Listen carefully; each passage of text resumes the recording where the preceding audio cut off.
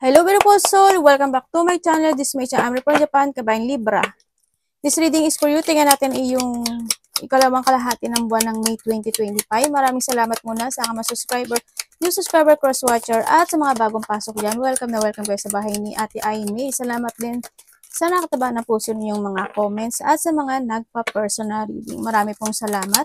Kung gusto nyo na energy nyo lang talaga ang gusto nyo makuha natin, all the details para sa personal reading ay nasa ibaba ng video na ito. This is a general reading.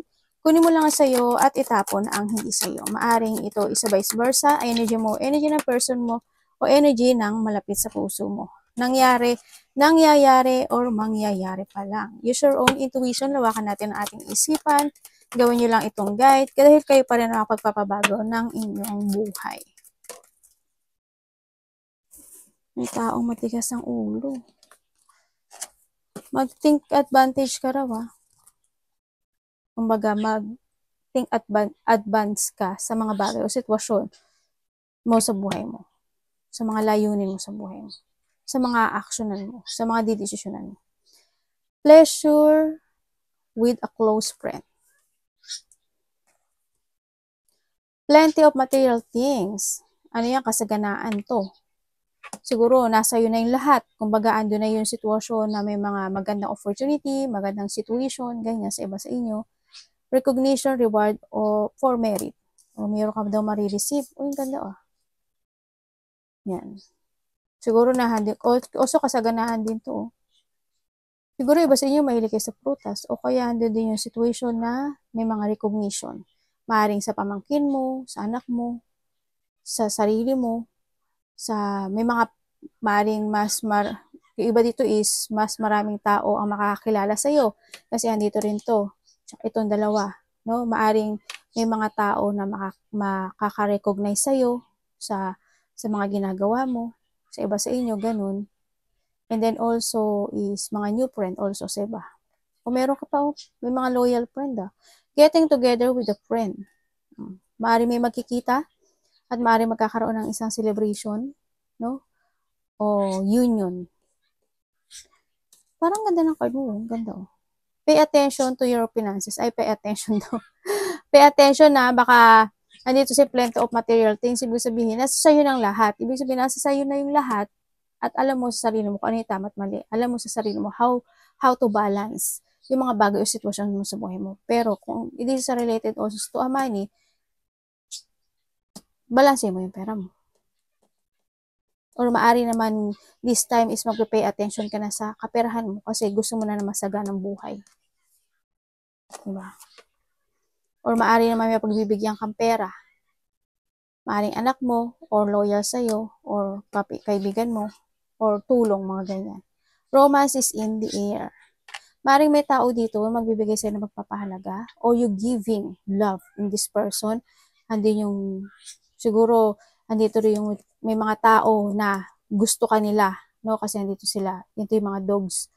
Ibig sabihin, may mga loyal person, trust person. Ako na may mga allies, no? Kumbaga, may mga tao na pahalagahan ka o bibigyan ka ng pagmamahal. Siyempre, iba dito is a lovers. Tingnan natin na iyong energy. O may mga sitwasyon na ginagawa mo na you love it. Mga ganyan. Pagmamahala rin kasi ito rin. Andito rin yung pumapasok rin dito yung pambobola. Ganyan. Ikaw ang mambobola or someone. Ganyan. Yan nakita ko. Ang energy mo,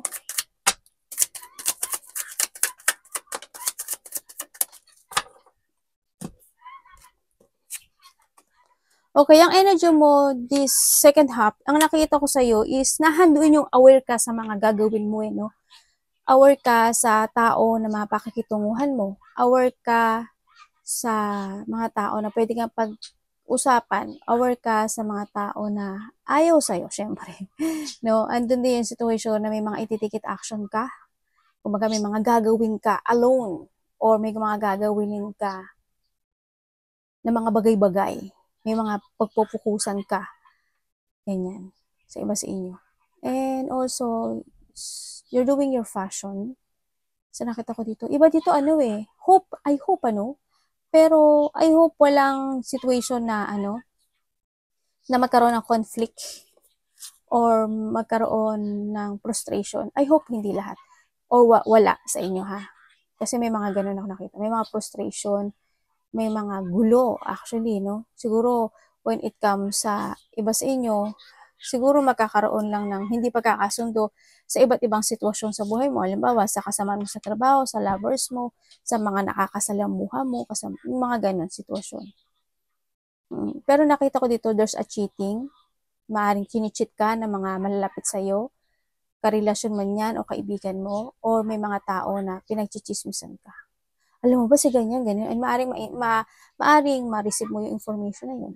Pero alam mo sa sarili mo na maaring maganap yun sa iba sa inyo. Kumbaga, maaring iba is hindi nyo ina-expect.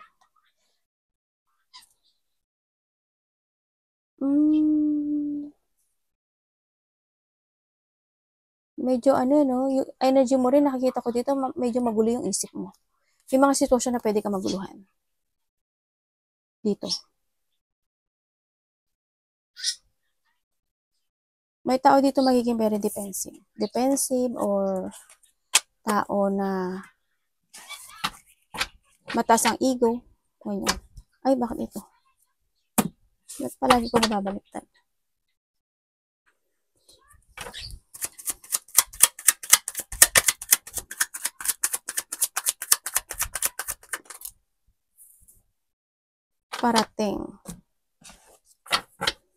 Parating sa'yo.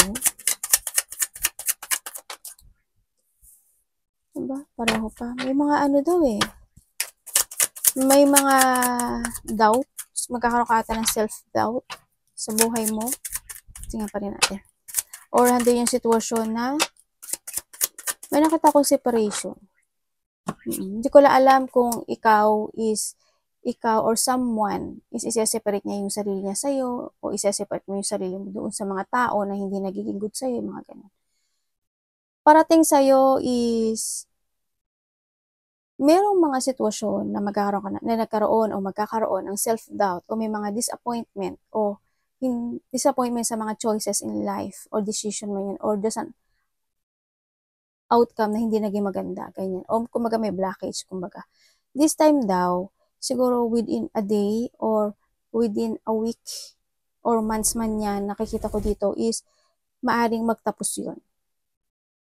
Kumbaga may mga sitwasyon na kung nagkakaroon ka ng walang kalinawan o lack of planning or may mga sitwasyon na medyo may frustration situation o hindi yung lack of confidence ka, no, maaring yung mga nabanggit ko is matapos yun, no, sa nakita ko dito. Kasi ang nakita ko dito is magiging masaya ka raw. Doon sa happiness situation, ako nakakita sa'yo. Kumbaga, siguro in a past 3 days, 3 weeks, 3 months, man yan, hindi naging maganda yung takbo ng iyong buhay, no? This time daw is the beginning of your life. Ganyan. Kumbaga, it's more on happiness, more on may mga achievement or may mga sitwasyon na, ano to? Ba yan? May mga sitwasyon na fulfillment situation na yan. Kasi syempre kung may mga bagay na nalakpasan mo, talaga may fulfillment. Kumbaga may magtatapos sa buhay mo. Yan nakita ko sa'yo. May makikita-kita din sa iba sa inyo. Siguro family, kaibigan, or malapit sa'yo. May situation. Siguro iba is nakaraan na o mangyari pa lang. May good news ka. May nakita ako na may moving home eh. Siguro may naglipat o may lilipat. Ano dapat iwasan?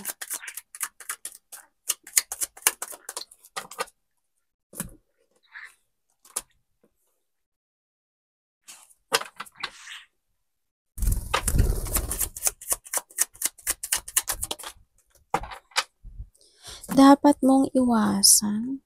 Okay, dapat mo daw iwasan. Iba dito, meron kayong mga decision making na hindi kayo makapokus o maaaring pinaplano nyo pa lang o kaya yung mga sitwasyon na gusto yung pagpasyahan na out of balance kayo sa nakikita ko dito. Dapat mo daw iwasan is yung hindi mo alamin yung katotohanan or yung the fact before mo kang mag-action o magdesisyon. You need to use your head when make a decision, ang sinasabi dito. Paplanuhin mong maigi yung mga bagay o sitwasyon and try to make it balance. Lahat. Pera mo man yan, emotional, relationship man yan, any situation, mga project mo man yan, kasama sa trabaho, trabaho mo man yan, mga ganon. Kailangan is always balance. Pahalagan mo yung mga tao. Iwasan mo din yung mga tao na hindi ka pinahalagan. Kumbaga, i-release mo na yung kinakailangan i-release. Iwasan mo yung mga taong bastos sa'yo. Iwasan mo if you have a bisyo o mga taong may bisyo, umiwas ka. Iwasan mo yung ma-unfocus ka sa mga didesisyonan mo o iwasan mo yung bahala na situation o yung wala kang magawa, mga ganyan. O kasi there's a decision. Kumbaga kaya mong i-manipulate o pagpasyahan o desisyonan yung bagay na yun kasi matalino ka. No, and then meron akong nakikita dito, hindi naman siguro kay lahat, no? May tao dito na maaring, hindi ko alam kung dapas na yun sa iba ha, na maaring may mangungutang o may nangutang na maaring hindi pa siya makakapagbayad sa'yo, no? O mahirapan siya magbayad sa'yo. O may tao na nagpaplano na utangan ka o hiraman ka ng pera, no? And then also, may tao dito na nanggagamit o gagamitin ka lang. Mag-trust ka sa intuition mo ha. May tao dito, mayroon ako nakikita na scam. May nakikita ako na i-undervalue ka or ikaw ito. May tao dito na aabusaduhin ka sa kabaitan mo. Meron ako nakikita na ay nahulog. Nahulog yung timer. Meron ako nakikita na ano tawag dito? May mga hindi pa kayo nabayaran na utang. Parang may mga unpaid debit, mga ganyan. Siguro hindi naman kaya lahat yan. Lalo na pag ang ginagamit nyo is card, Diba kapag card ang gamit, hindi siya, hindi agad-agad bayad. Parang monthly payment ba yun? Minsan meron pa mga 2 times, 3 times, may mga ganun, diba? Tingnan natin when it comes to love. Kamusta? Labi sa lahat, sarili, magulang, kapatid, karelasyon.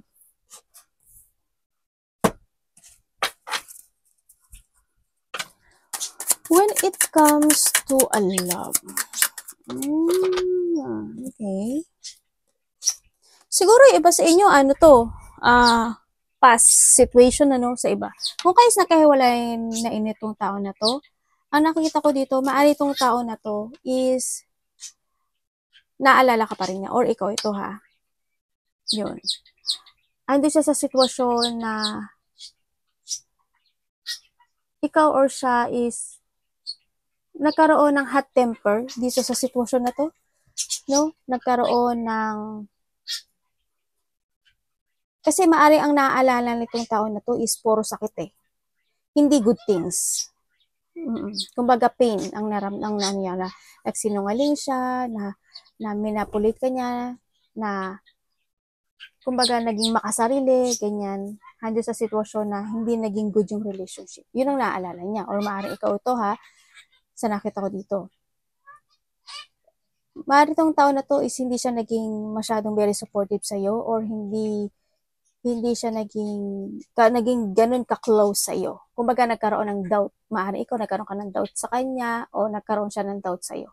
Maaaring na-judge ka niya o na-judge mo siya, mga ganun.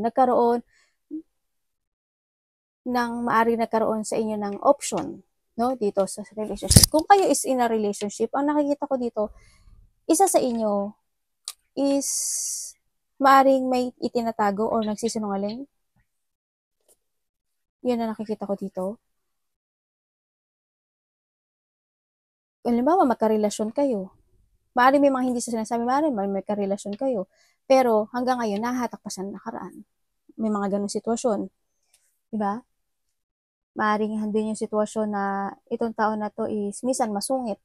O ikaw, minsan masungit. Minsan nagkakaroon ng hot temper, ganyan. Minsan handin yung sitwasyon na wala siyang kayang asahan, kundi ikaw lang ang dapat niyang asahan. Ganun. Kumbaga, maaring hindi na lang din siya umaasa. Hindi ka na lang din umaasa sa kanya na gagawin yung part na yun. Pero, ikaw ang gumagawa ng lahat. Mga ganun sitwasyon. Kung kayo is single, kumbaga hindi siya nagiging matulungin sa'yo. Sa iba sa inyo ganun. Kumbaga, mas ikaw ang nag-a-action o naggagawa ng lahat. No? Dito. Sa nakita ko dito. Hindi siya kung sa matulungin, ikaw mas tumutulong sa kanya dan tinutulungan kanya. Yun ang nakita. Kung single kayo, kung sa mga single dyan, siguro kung nagkaroon ng kahiwalayan, maaring hindi pa nakakamubo ng isa. Sa single, siguro, ganun din kayo no? Nahahatak pa rin kayo na nakaraan. May betrayal. Kamusta ang money ni Libra?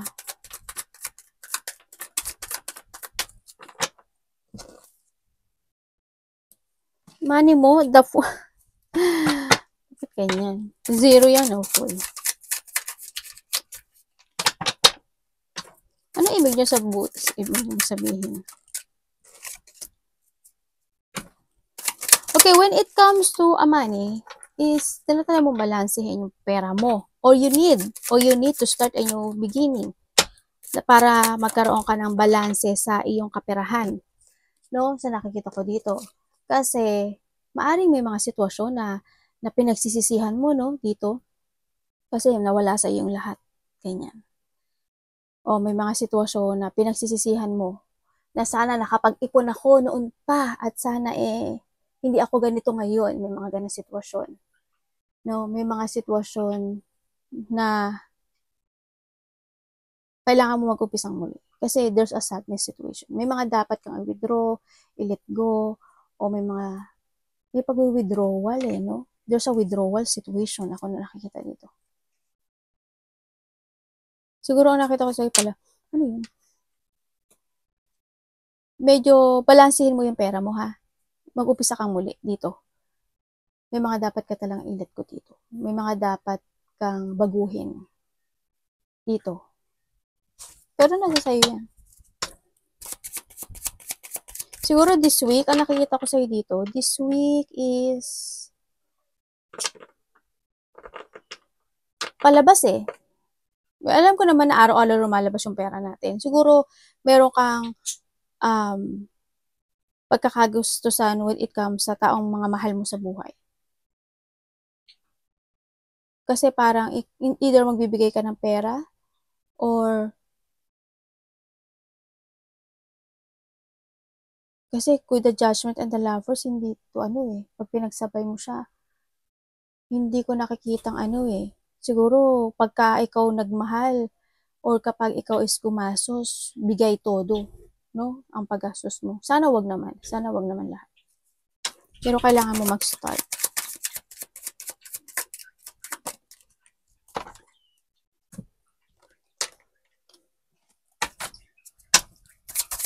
Dalawa person mo? Lalo. Saan ka? Haba ng hair? Lalaki ka man o babae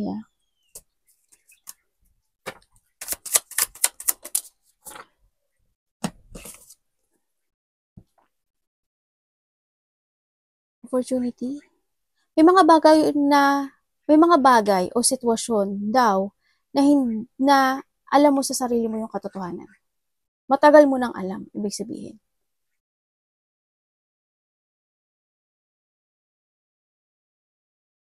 May mga bagay na alam mo na halimbawa, mayroon kang gustong i-create o may gusto kang gawin, alam mo sa sarili mo, matagal na, paano mo siya susolusyonan, paano mo siya aksyonan, o halimbawa, when it comes to a relationship, alam mo sa sarili mo matagal na ganun siya. Alam mo sa sarili mo na matagal na may mga when it comes sa bad, siguro may mga bad habit siya, ganyan, o may mga bad Nas pagsisinungaling siya sa'yo, mga ganun. Example ko lang naman to, no? And then also, meron ako nakikita na pagkalito, siguro malilito ka, no? May mga malilito ka, mari kung this is a love, malilito ka. Ganyan. And also, may marireceive ka daw na katotohanan or a message, text message, parang ganun. Sa tao na matagal mo nang kakilala. Dito. Maaaring iba dito is nasa distance. Teka lang, natching ako. Wala sa ibang bansa o nasa ibang baryo. Ganun. Nangatilong ko ah. May mga delay sa'yo, no? May mga delay sa'yo.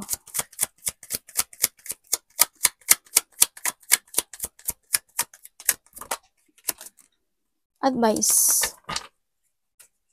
Yung iba dito, ma-overwhelm daw kayo. O na-overwhelm kayo sa mga nagaganap o nangyari o sa mga tao na makakasalamuha. May overwhelming. Ma-overwhelm ka. Sa mga, siguro sa information na maririnig mo, ganyan, sa mga information na nagaganap o nangyari sa'yo. Advice. Ang advice sa'yo is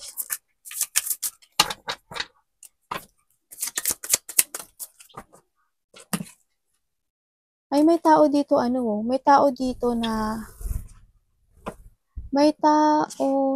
makipag gusto ng partnership sa'yo or open communication or union or commitment or connection dito. Maaring ito is matanda sa'yo or ikaw mas matanda. No? Sa nakita ko dito. Magkakaroon ng isang collaboration, partnership. Ako nakita, maaring sa family mo, kasama mo sa trabaho, o karelasyon to ha, sa iba. Yun ang nakita.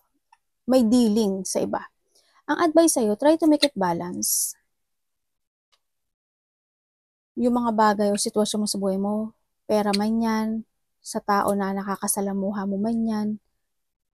And syempre, is focus and think to the future. You need mo ng growth and learn, no? Sa nakita ko dito sa'yo. And then also, sinasabi dito na magplano ka daw maigi. Dito. Yan. Siguro dito may mag-share ng goals. Sa nakita ko dito. Siguro may sasabihin siya sa'yo. Siguro may mga pag-uusapan kayo related ng money, related ang relationship, yan, related ang trabaho, mga ganyan. Yun ang nakita ko dito. Sa lahat balansehin mo. And syempre, harmony. And may communication nga ako nakita dito eh. And be creative, Creative, move forward yung mga plano mo to growth, tsaka explore yourself in a good way. And you need to be very careful sa mga plano mo. Yun. Arigatou naman sa God bless.